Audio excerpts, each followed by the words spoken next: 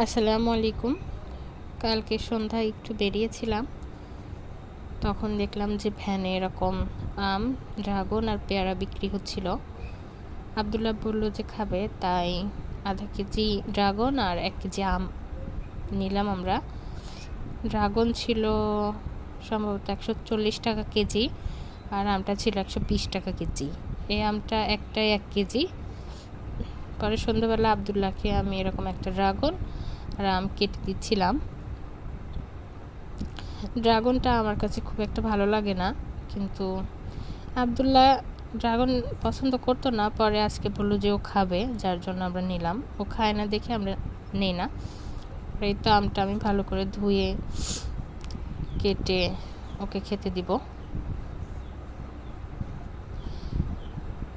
চাকু দিয়ে ভালো করে, মানে আমি চাকুটা ঠিক ভালো ব্যবহার করতে পারি না, কারণ আমরা বটিতে কেটে অভ্যস্ত। তারপরে আর কি চাকু দিয়ে চেষ্টা করলাম, ছেলের আবদার আর কি, যে চাকু দিয়ে কেটে দাও, এই জন্য চাকু দিয়ে কাটছি। খোসাটা মানে এক সাইডে উঠছিল, আরেক সাইডে অনেক নরম থাকার জন্য খোসাটা উঠতে চাইছিল না।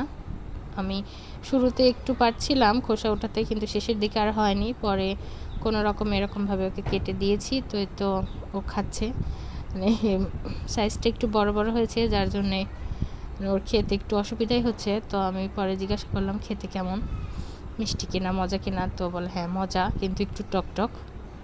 ধন্যবাদ সবাইকে ভিডিওটি দেখার জন্য।